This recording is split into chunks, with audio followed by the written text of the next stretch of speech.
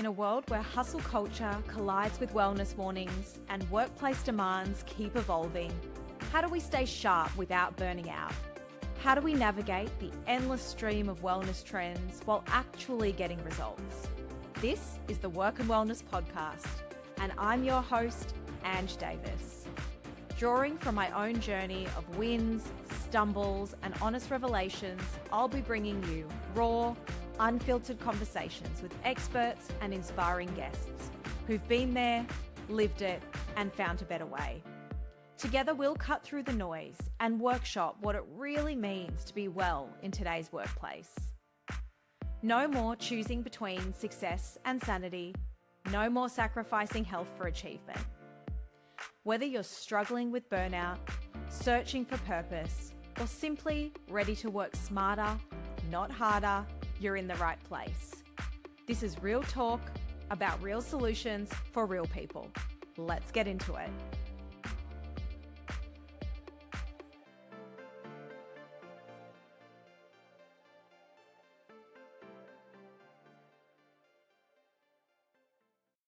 Hello friends, welcome to the show. Today on the podcast, I'm joined by Cooper Chapman, founder of The Good Human Factory, a movement dedicated to improving mental health through simple, practical habits that help people become happier and healthier humans. After experiencing his own mental health challenges as a young professional surfer, Cooper realized that looking successful on the outside doesn't always mean you're thriving on the inside. And that's something we talk about a lot here on the Work and Wellness Podcast. That experience sparked a journey into understanding wellbeing, resilience, and what it really means to live a good life. Since launching the Good Human Factory, Cooper's delivered wellbeing programs to schools, sporting organisations and workplaces across Australia, helping thousands of people develop practical tools to support their mental health. Through workshops, speaking engagements, his podcast and community initiatives, he's become one of Australia's leading voices in making wellbeing accessible, actionable and sustainable. Welcome, Cooper.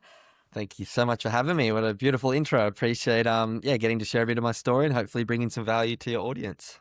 Awesome. I'm so happy to have you here, and I think you share such an important message. But I do want to start back sort of at the start of your journey. You were a professional surfer, and I think from anyone from the outside looking in, we'd see that as a dream life, right? Being able to go and do a sport you love, be out in the ocean.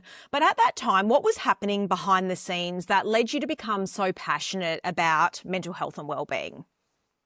Yeah, so my career was pretty awesome. If I'm looking back now, it was amazing. But internally, while going through that career, there was plenty of ups and downs mentally. And I think that's very common for a lot of young athletes, but just anybody. We base our self-worth, we base our whole identity on our career and our achievements. And whether it's an athlete or, you're working any job is something that is very common. And that's what I felt for so long, especially in my junior career. I was, pretty successful. I was in the top 3 in the country till I was about 21. So I was at the top of this roller coaster, I call it, for my well-being pretty often. You'd do well, you'd feel like a good person. You'd do poorly for a week, you wanted to hide until you got to do the next event. You hear it quite a lot. Football players talking about this idea of riding this roller coaster. And I was doing that for a long time. And then I went from the junior tour to the international tour. And as well as my results declining, my mental health was really starting to suffer. And at the time, I couldn't really understand why. And I was very fortunate to have some incredible psychologists and sports psychologists around me at that time. And I was talking to one of them just about how I was feeling, and he said, first and foremost, it's so common to feel the way you do. So many of us, if we reach these big goals we set, we feel amazing. And if we're not reaching them, we feel average. And I was kind of like, well, what else can I base my self-worth on and my identity on? And he said, what are your values? And, we all get told about values at school and by our parents, and our workplace all have values. And he said, values are incredible things to have. They're like a compass. They're going to point you in the right direction.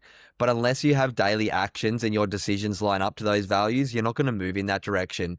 So that was the first time that I really began to, take responsibility for my own mental health, but also, a lot of parts of my life.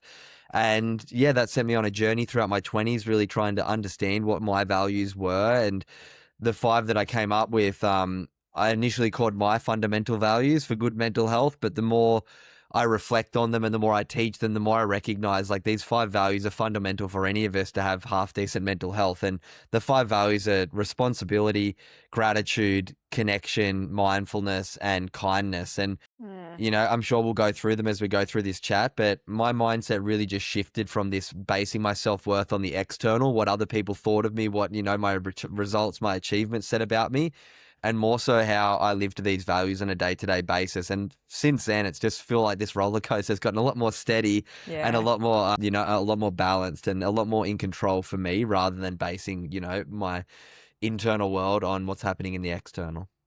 I think it's such an important point that you raise there, Cooper, because I think it's true not just of professional athletes. I mean, I reflect, I had a 16-year corporate career before sort of leaving and starting my own business. And I took a long time to think about who was I outside of being an executive in banking. Like that sort of was what I always led with. And I felt like it created credibility in a funny way. And it was almost like my friend talks about having a funeral, like breaking up with the person that you were or that you were defined by. How did you go about that work? So obviously the values piece was, I suppose, the start of that. But what did that look like for you being able to uncouple who you were from what you did? It's a journey and it's still going. It's definitely not linear. It's something that I call it kind of like the treadmill of life. Like if you get to one end, you've got good mental health. If you fall off the back, you've got mental illness. But the treadmill's always moving, sometimes faster than others. So it's about what am I doing to walk against the treadmill? And so often we see in mental health, there's so much awareness. But we need to take action if we want to see our mental health improve. Absolutely, if you're struggling, seek help. There's so many incredible resources if you fall off what I call the treadmill and use those resources to help you get back on. But if you want to move up to a place of good mental health, good internal world, it takes actions. And there's so many great things that we can do that, all the science and data leads to will make you feel better, will make you happier, will bring you internal peace. But it takes action. And for so long, I played the victim. Whenever I lost sponsorship or lost events, I'd blame the judges, I'd blame my equipment. There was always someone, there was always an excuse. But it wasn't until I began to take that personal responsibility that I, started to detach from that Cooper the pro surfer being my identity. And there's an incredible guy that some of your listeners might have heard of. His name is Ben Crow. He's a mindset coach for Ash Barty, Steph Gilmore. Yeah, he's incredible. And I was lucky enough to have him speak at a training camp. And the simplest little sentence that can sum up, this detaching from your career, from your job, from really the ego and the identity that it brings is, for me, it was pro surfing's what you do, but it's not who you are. Executive banking's what you do, but it's not who you are.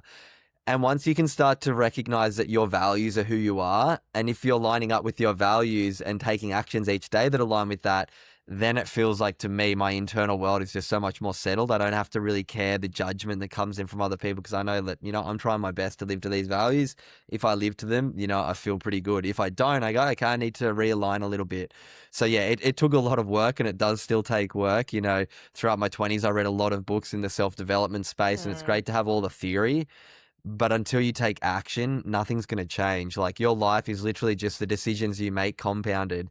If you're not making decisions that are positive for your well-being, then of course you're going to move to the other end of that spectrum. And, I'm not the expert or the guru in this stuff. I'm very lucky to have my own podcast where I interview neuroscientists, psychologists, health experts, and I interview everyone else as well to try and learn like what everybody does for their mental health that works. And what I've learned is everybody's different. There's not one thing that's going to work for everyone, but there's something that'll work for everyone. So you have to be willing to be curious, to be open-minded, to continually searching for those things that are going to help you grow through life, not just go through life.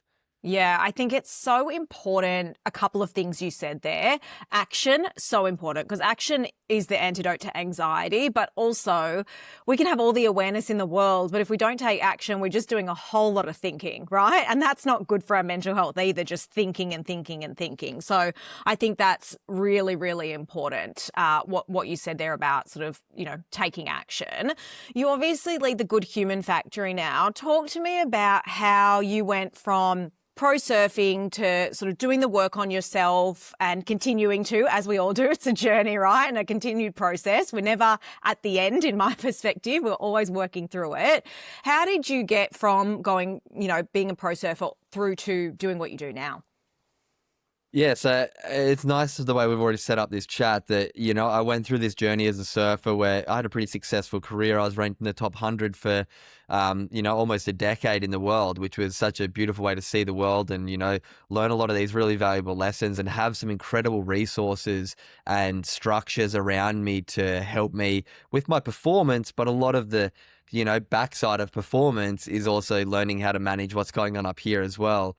So I'd had some family history of mental illness. I lost an uncle when I was 6 to suicide. I watched my dad struggle quite a bit throughout my teen years. He, a bit of depression and anxiety. So I became aware that, maybe I'm going to struggle with my mental health. And, when I had these few ups and downs mentally, I was like, I'm a pro surfer. I better not ask for help. My life's perfect. Everyone looks from the outside like my life's perfect. I better not ask for help.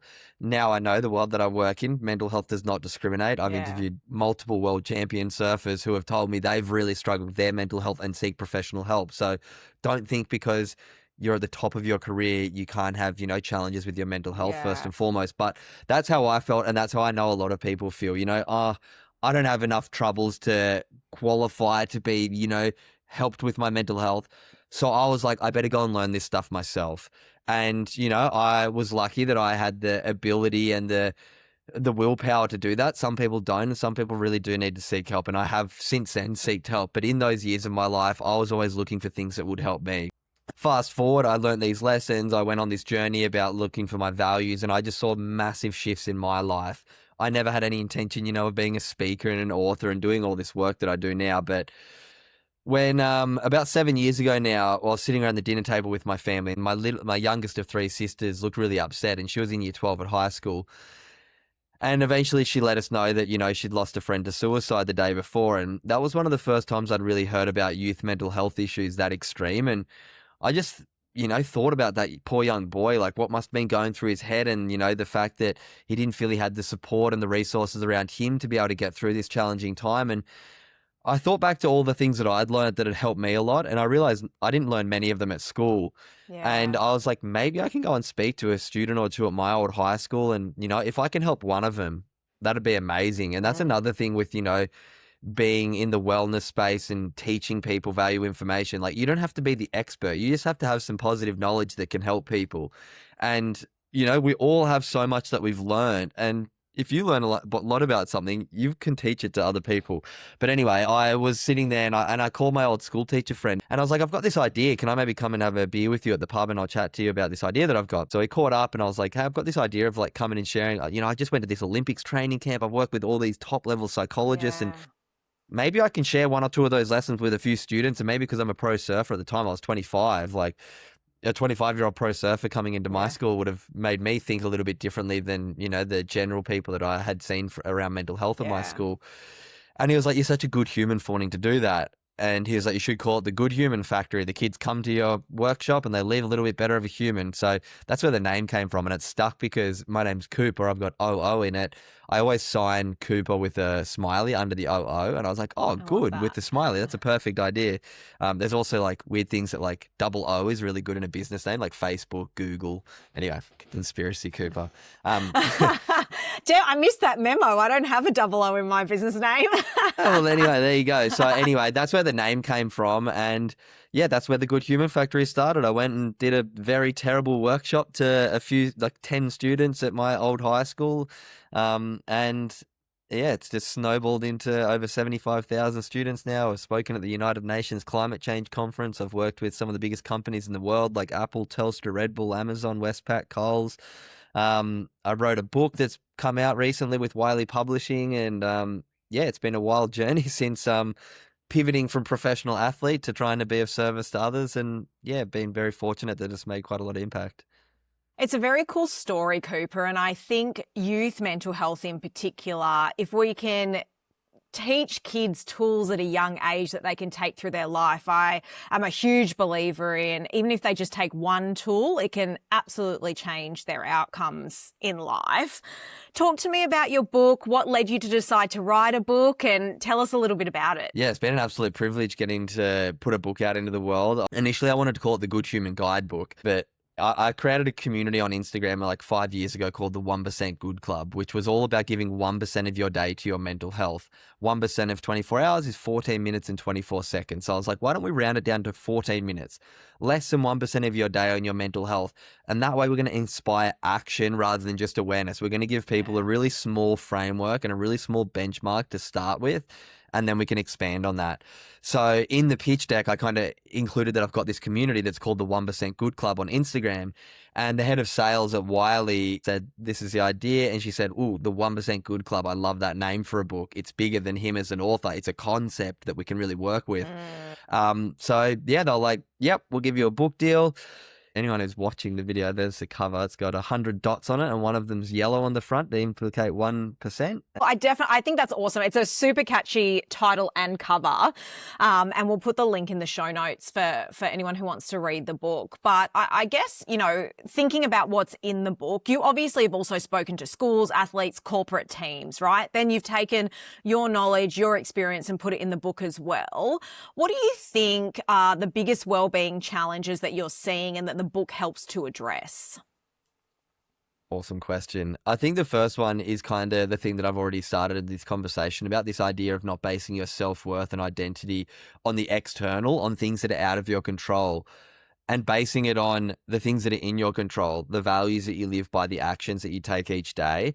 So I think the first thing is really trying to frame this mindset shift that I had and so many do have. I think it's kind of when you come to this point of maturity, it's sort of, I feel like maybe I learned it a bit younger than others, but I think maturity is when you stop blaming, when you stop blaming your life on external circumstances and you start to take responsibility. That's what I truly feel maturity is. And that's what I think the book addresses at the start. So it's a bit of a chronological life journey. That's how I always do my podcast. I think you can learn a lot by going through someone's life. That way, if you can't relate to what they're doing right now, you might be able to relate to something that went on in their childhood or their school life or their previous career or their family. Like, we can all relate to everybody if you hear enough of their story. So my book isn't just this dry, not that all self-development books are dry. I wanted to have like a story that's weaved through it, as well as, the science to be backed up by data and studies, but it's weaved into storytelling. So part one is about my personal journey through my surf career and that mindset shift.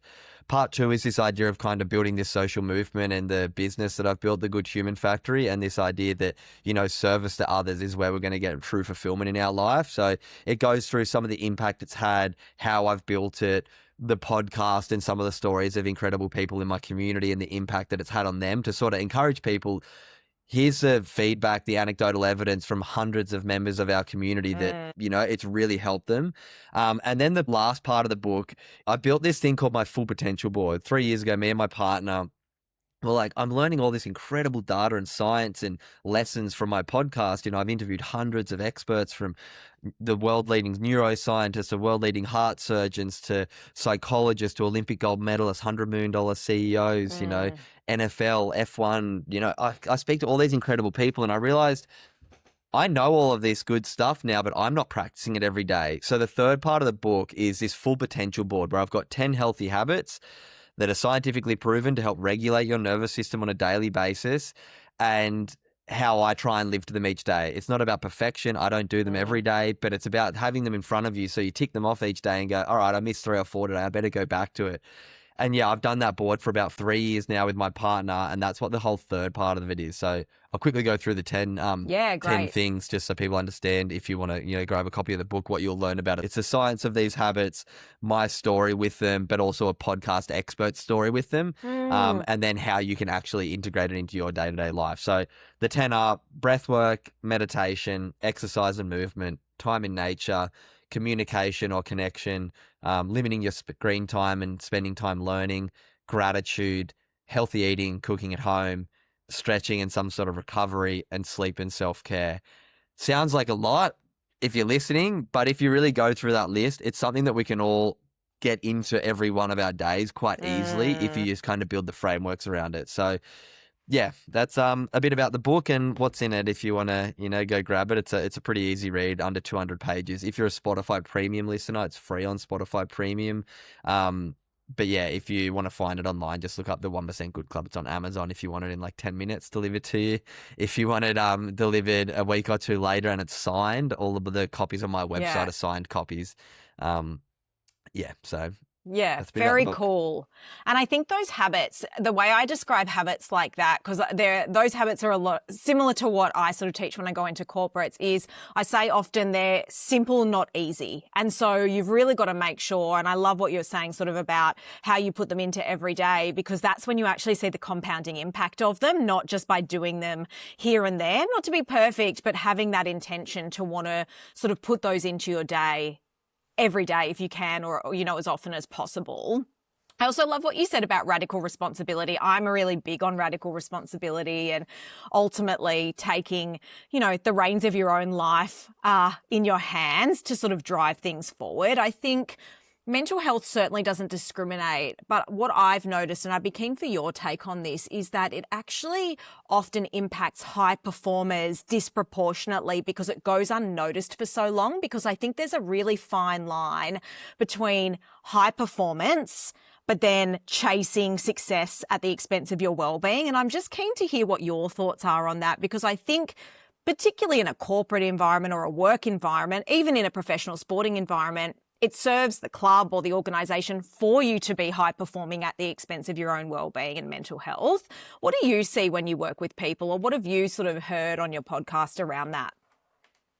I think the biggest thing is high performers generally overworking themselves and not prioritizing things that regulate their nervous system. Like high performers and a dysregulated nervous system is so common because they kind of work hand in hand. If you're working overtime, if you're getting thousands of emails and there's lots of stress going on through your body, your nervous system isn't going to be doing the things that it requires to do to stay healthy. We have our fight or flight system, which is really important. And the high achievers are sitting in this fight or flight really often. There's stress, adrenaline, cortisol running through their body, which is really important to happen to be a high achiever. But we have to learn how to bring ourselves back into the parasympathetic throughout our day regularly so that our rest and digest nervous system, our parasympathetic nervous system switches on, where our digestion, our immune system, all of these different systems in our body, they become more active when we're in our parasympathetic nervous system. And so many of us, when we're high achievers, when we're, go-getters, entrepreneurs, we're burning the wick at both ends. We're, having the extra coffee rather than doing the 10 minutes of breath work. And it's all well and good for a while, but then that's why we see so much burnout in our days. Yeah. Like, I'm all for working hard and having, days, weeks sometimes where you can get away with it. But unless you have those days to rest, unless you have those days to, wind the nervous system down, the elastic band's going to snap eventually. So once again, advice to people is have those frameworks where you can find something daily, whether it be a 5-minute breath work practice in the morning when you wake up just to settle the nervous system, whether it be when you get home from work, taking your shoes and socks off and putting your feet on the grass in your backyard, or going for a walk into the park and having some sort of grounding. We're around so much electromagnetic energy now. We need to ground ourselves, and inflammation happens when we're dysregulated, when we're our immune systems aren't working. So having a whole bunch of different things in your day-to-day that can help bring it down, like a breathing exercise, is so important. Breathing in and out through your nose, down deep to your diaphragm and out for longer than you breathe in will signal to your nervous system, hey, I can get out of this fight or flight and come back to the rest and digest. So breathing is such an important one, whether it's a breathwork practice or just being conscious where your breath is, in and out through the nose, deep to the belly, longer out than in, you're going to regulate your nervous system. Whether you go out and spend time in nature, exercising is obviously an incredible one to help, get that cortisol and stress moving through the body so we can burn it off. Eating healthy foods that aren't high inflammation foods, eating foods that are real foods, not in a packet out of a supermarket, trying to shop with your farmer's market and eat, organic food. All of these different things contribute to this inflammation that high achievers are already putting so much on. So how can we, I call it like emptying your bucket. Every time something stressful happens, you're like pouring a little bit of water in this bucket. We all have a different capacity we can deal with before that bucket overflows. So we have to have holes in the side of the bucket. So when stuff's coming in, also stuff is coming out. And so many of us, every time, we take that extra meeting or, to work that extra hour, it's like putting a sticker over the holes in your bucket. And, you cover up all those holes, eventually it's going to overflow and you're going to really, really be in a hard spot and have to use the incredible resources we do have access to. If you are struggling, definitely reach out for help. But we need to build the awareness that our bucket's filling up, but also have the skills to empty it. Yeah, that's a great analogy and a great visual analogy to think about. Every time you add something in, you need a practice or a habit, which are almost those holes, right, to help That's exactly what I do. drain that back out, which is, yeah, I think that's a really cool analogy to think about. I also love what you said around stress is okay to a point, right? Like our body is actually very resilient and it can take stress. And it's not that we all just have to be floating on air all day and just calm and chill, that stress is okay. We just need habits to be able to help bring us back down.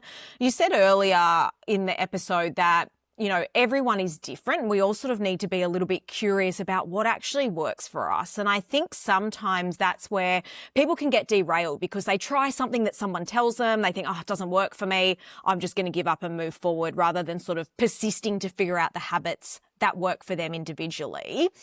What's one habit that you feel like has had the biggest impact on your own mental health, if you had to choose one that really made a big difference to you?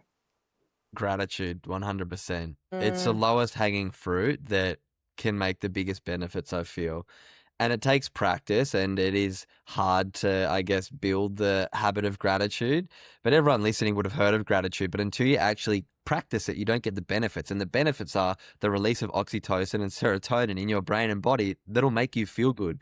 But it takes action. And so many of us are so used to shining on the negative. And it's part of our, survival system brain to look for the negative because it keeps us alive. It's important. We need to recognize that, like, it does happen on purpose, but there isn't the things that our brains used to have to be fearful of all around us. We're getting this release of, fear all the time because of an email or honk in traffic. We don't have to be fearful for our lives. So we need to train our brain to look for gratitude and go, wait a second, there's so many incredible things that we have access to, opportunities to do right now in our, life. Like if you live in Australia right now, you've won the geographic lottery. If you're alive right now, just in general as a human, you've won the genetic lottery. Like you can look really macro and be like, wow, I've already won the, genetic lottery. I've, won the geographic lottery if I'm in Australia. So that's going like big. But if you want to really see the benefits from gratitude, it's about going small. It's about looking for those little things every single day. Gratitude is just shining the light that is your awareness on the good stuff, the positives. If you shine the light on the negatives, your life becomes dull. Yeah. If you shine the light on the positives, your life becomes bright. But you have to shine that light. And I have a few practices that I encourage people to do. The first one, to do it every day, is when you brush your teeth at night, to do gratitude. Just to think in your mind, what are a few things that went well today? They don't have to be big. You might have, listened to a podcast where you learned something. Hey, I was grateful about that. You might have driven down the street and saw that there was a beautiful tree that you haven't noticed before. Be grateful about that. You might have had a really average day at work and you were just stressed and flustered, and you came home and you opened the fridge and, hey, there's a bit of food and a bottle of wine or a cold beer in there for you. Amazing. Be grateful about that. You turned the shower on, hot water came out and landed on your head. A lot more than a lot of people on this planet. Be grateful about that. We all have good and bad things in our life. Gratitude is just being able to look at the good more often. And when we do that, the neuroscience all shows it's going to release chemicals in your brain and body that make you feel good. So when you brush your teeth, easy one to do it every day for everyone. Yeah. When you sit around the dinner table with your friends or family at dinner, ask them, what was the best part about your day? It's these small changes that, but done over time, start to change your brain. You literally change your brain structure by practicing gratitude, but it takes practice. You can't do one sit up at the gym and look for a six pack. Doesn't work like that. What do you mean? If you want your brain to, start being gratitude strong, do it every day, 3 reps a day, and you'll start to see more things that you're grateful for. You'll start to retrain your brain to be that person that, we've all got that friend who, lives in that pretty grateful mindset. I feel like I'm that guy because I'm just like, we're, so lucky to have this opportunity to live this existence. Like the fact that there's trillions of chemical things happening in perfect sequence at all times in all of our bodies to be alive. Like it's magic. Like the fact that you can see right now is magic. The fact that there's, invisible rays frequencies running through the air, and it hits this frequency receiver on the side of our head called ear so we can process and understand noise. Like everything is just incredible when you take the view of gratitude. Yeah. I think that a lot. There are things that I always think I just don't understand in life, like even Wi-Fi or how we can be seeing and hearing each other in two completely different locations, which is so wild to me. I love the idea of habit stacking because I feel like that's the best way to implement a new habit is to stick it to something you're already doing. We all brush our teeth at the end of every day. So I think that's a really great one to add that in there. And I love what you say about your brain will search for what you look for. So that's what our reticular activating system does, right? Like you are going to buy a red car, you will see that red car everywhere. So what you look for, your brain will continue to show you. And I think that's the power of gratitude is you truly do train it to see things and you can choose to see the good or the bad. You might as well try and see the good, I reckon. You're the only person who has to live in your head. Like try your best to, spread more of those positive chemicals. And if you're listening right now and you're like, oh, it sounds all well and good, but I find it really hard to maintain consistency with this stuff. That's where the 1% Good Club actually comes from. 1% of your day for your mental health. So on Instagram, I have a group chat where every single morning I send a 10-minute meditation, and every single night everyone writes 3 things they're grateful for and sends it in the group chat.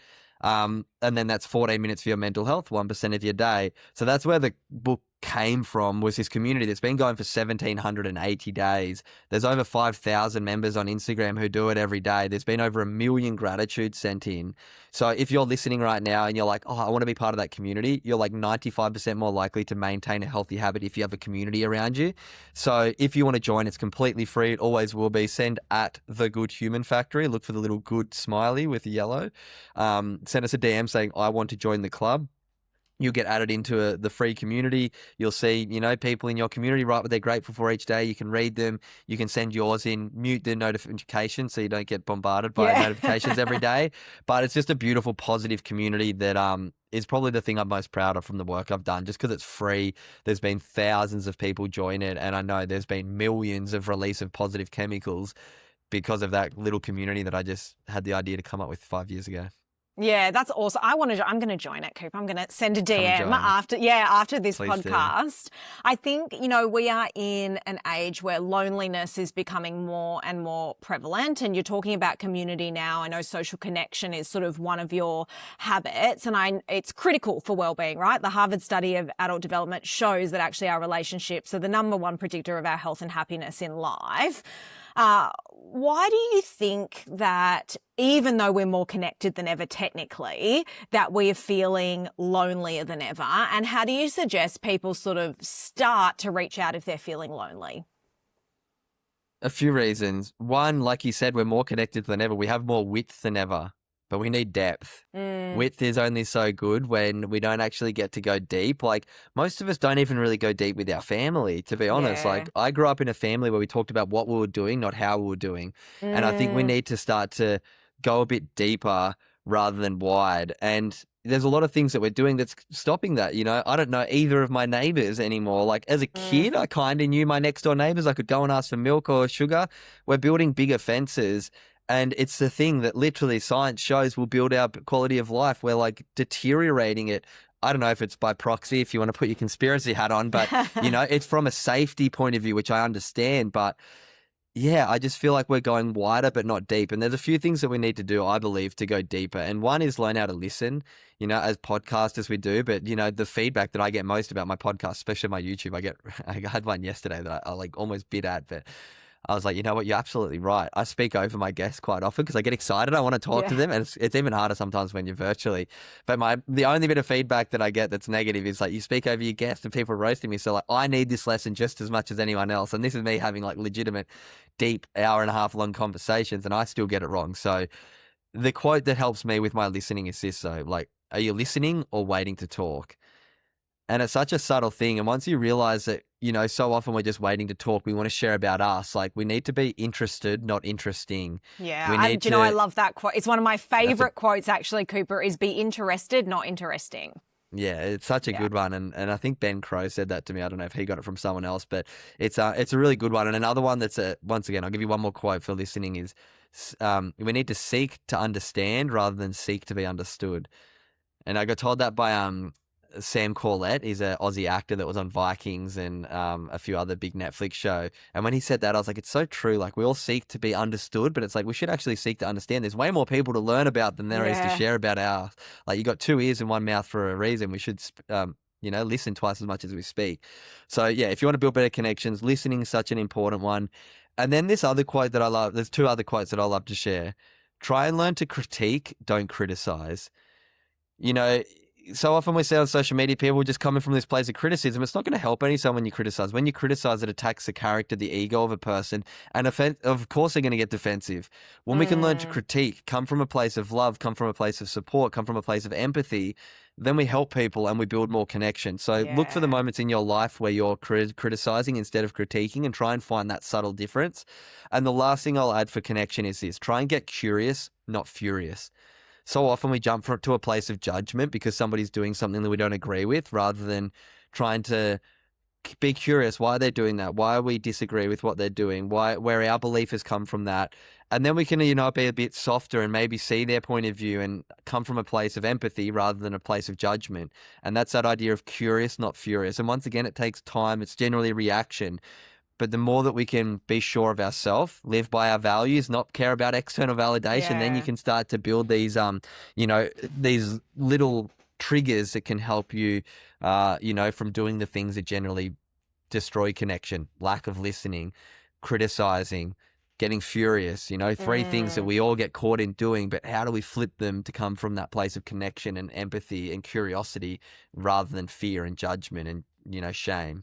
Yeah, my favorite thing you just said there, Cooper, was curious, not furious, because I am a big proponent of paradox and that 2 things can be true.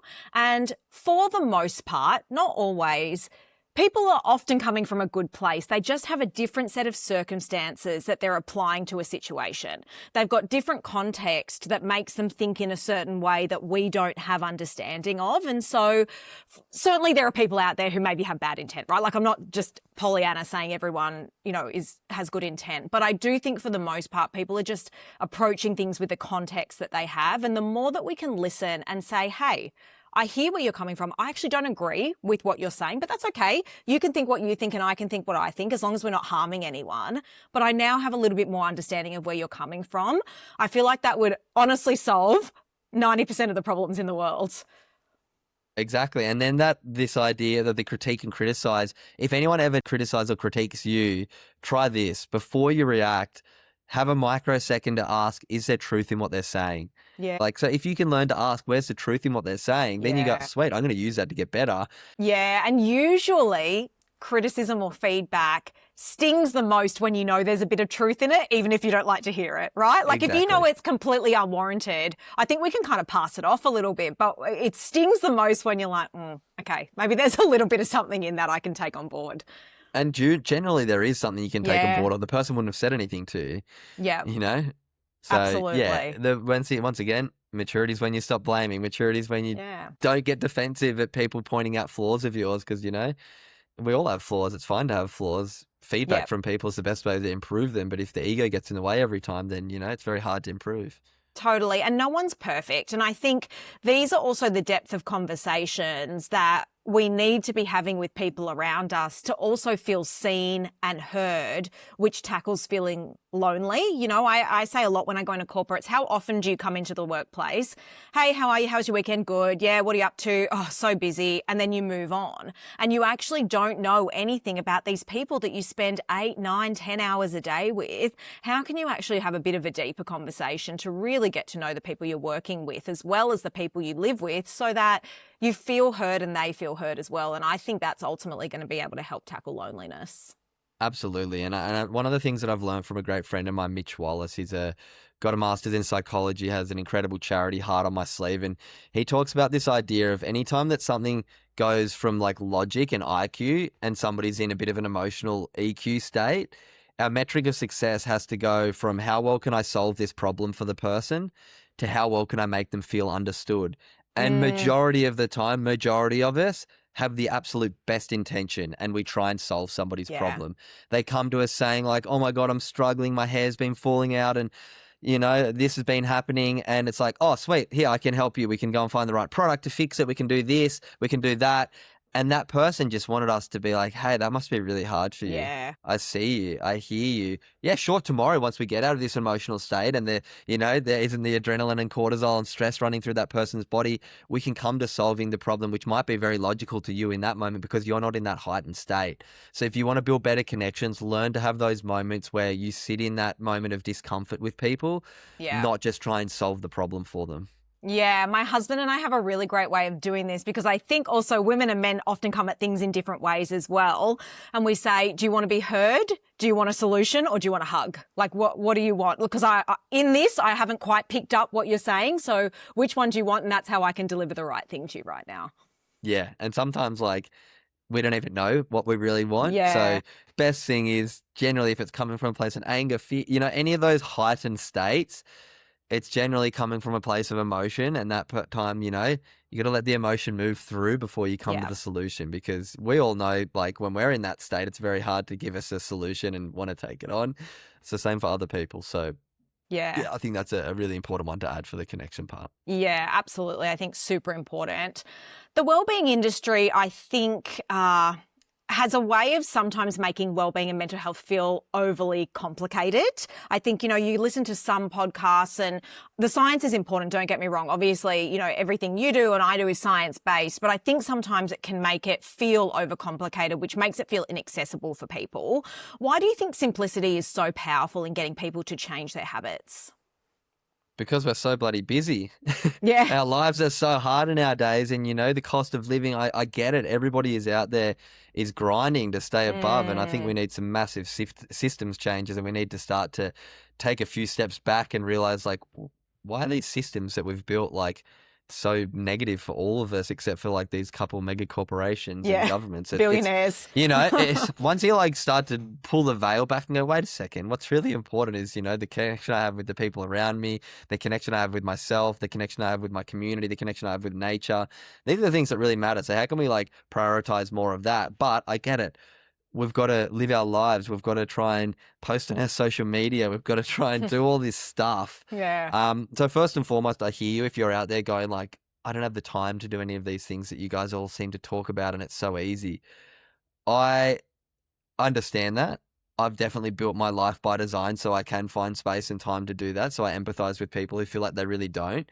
But if you feel like you don't, start with the smallest things. Start with taking the stairs instead of the elevator at work, moving your body a little bit more. The core simple ones that all of us know, we just have to do a little bit better. Exercise most days if you can. Get in sunshine and putting your feet in nature most days if you can. Spend, time eating healthy food with a partner, with a family member, with a friend. Have that connection with somebody. Ask them what they're grateful for today, so you start to talk about the positives, not the complaints and the hardships and the challenges that we all have. We have time to talk about them, but we have to have time to talk about the positive stuff too, because we know it's going to rechange our brain. So these are things that you don't really have to really change your life that much to do, but they just are the decisions that you make, the conversations that you have, and you kind of have to retrain the brain. So a few things, if you feel like, hey, I don't have time to, go join a yoga studio, to do a breathwork class, to go for an hour gym session, start with, first and foremost, check where your breath is throughout your day. If you breathe in and out through your nose, deep into your belly instead of your chest, I mean, when I say deep into your belly, I mean expand your diaphragm and, fill up your lungs, and breathe out for longer than you breathe in. If the only thing you leave here today doing is that a little bit more, then I've done my job. You take over 20,000 breaths a day, and most of us are breathing incorrectly. There's an incredible book that I encourage everybody read called Breath by James Nestor. Good. It's really it's so good. Yeah. And it'll teach you why you're breathing incorrectly. It's not your fault, but it is your responsibility to learn how to correct the way you breathe, because it's going to have so many downstream benefits to your health. Breathing is the foundation of everything. Learn to breathe correctly, and a lot of your health challenges, your mental health challenges, will shift. That's the first thing. Breathe correctly. The second thing is, make sure you move your body, get in nature. That's such a foundation for all of us. These are things that, once again, don't cost you any money. You can go for a walk, you can get your feet in nature, you can breathe. Everyone can do that. There's no barrier to entry. It just takes a little bit of dedication, a little bit of time. And then obviously there's some challenges when it comes to eating nutritious and, healthy foods when it comes to cost. But the more that you can, shop at farmers markets, eat organic food, be connected to the food that you eat. Like the food that you eat becomes amino acids and becomes the building blocks of who you are. Eat foods that are foods, not things that have been packed in a package for, months and that have been created in a laboratory and then put together. If there's hundreds of ingredients or many ingredients in a food, we shouldn't really be eating it. So they're just a few like core things that we can all do that I feel like, are hopefully not over hard to do. Yeah. Like start with the foundations, and then once you feel like you're getting the grip of the foundations, then you can add the ice bath, the sauna, the breath work, the different types of exercise. But getting the foundations right is so important. You don't need all the gadgets, you don't need all the woo different contraptions when it comes to your well-being. It's just about doing the foundations right. And then if you're still struggling, then go and seek professional help. Like the most important thing we can do, there's professionals out there that can help us if you do have the chemical imbalance and, need medication. I encourage it for people who need it, but so many of us who are on medication aren't doing the foundations right and then get put on medication. It's like so many of us could be avoiding, these petrochemical pills that are important for some people, but a lot of us that are on medication are stuck on medication and never get off it. Like medication is there to help you if you fall off that treadmill. Once you get back on that treadmill, we have to start to build the foundations that walk against it. And there is so many things we can do. My book covers it. There's so many incredible authors, so many people who are far more knowledgeable than me out there that I encourage you to go look for their work. As I said at the start, try and grow through life. Don't just go through life. Technology is expanding at an exponential rate. There is so many things that we can continually learn and expand and add to ourselves, but we have to take that responsibility. Yeah, for sure. And I love what you're saying about doing the basics first, because there's absolutely no point doing an ice bath or a, lymphatic drainage vibration plate or a sauna if you're just not moving, getting in nature, getting good sleep, eating. Like those are all things that we have as part of our day, and we can choose to do those differently before we're worrying about these additional things. But I do think sometimes the wellness industry can make us feel like if we do all of these things, there'll be a silver bullet and we actually don't have to change any of the foundational behaviors. So I love that you reinforce that. I think it's really important. When you're not feeling your best self, Cooper, because we will all go through points of that, right? Where our mental health goes up and down. I'm prone to anxiety. And so there's times when our mental health goes up and down. My dad died suddenly last year, and there is no doubt in my mind that I went into sort of a bit of a depressive state. And so I think there are things that happen in our lives that no matter what we do will impact our mental health throughout our life. When you're in that moment, what are the non-negotiables that help get you back on track so you can feel like you say, you're back sort of on that treadmill? I think first and foremost, like you said, these things happen to all of us. You're going to lose family members. You're going to have friends who, aren't friends anymore. You're going to run into a financial issue. You're going to have a relationship breakdown. You're going to get sick or injured. Someone else in your family is going to get sick. These things are going to happen to all of us. So I think the first thing is to expect it. Expect that it's going to probably happen. So then when it does happen, you can accept it probably a bit quicker once you're kind of like, hey, everyone goes through tough times. Listen to podcasts of people who have gone through similar situations if you're going through something challenging, and, we can learn through other people's experiences. So I think expect it, accept it, and then slowly do something about it. You don't have to because once you expect it and accept it, you accept, hey, I'm in a hard spot. I don't have to be better today. I don't have to be better tomorrow, but I know I will be better at one stage if I slowly start to, do these different things that, the science and data leads to will make me feel good. And as we said before, everything won't work for everyone. That's why you have to be continually looking for things. Look for those little things that work. And the thing is, something that works for you right now probably won't work for you in a few years either. Yeah. That's why we need to keep looking for things. There's things that I used to do all the time. I've done a lot of yoga in my life. I haven't done it in probably 6 to 12 months. I know it's great for me, but right now I don't feel like I need it. And that's the other thing. If you're in a good spot mentally and physically, don't feel like it's gonna, blow up. Just keep doing it, but accept that, one day something hard will happen and I'll have to maybe pivot. Yeah. So yeah, that's the other thing. Don't feel like, oh, I'm not doing any of these things and I'm feeling good. Like, is there something right or wrong with me? Like, no, if you're feeling good, like keep doing what you're doing. Yeah. And if you start to see yourself, feeling not as well as you have once upon a time in your mind, in your body, then start to, do something about it.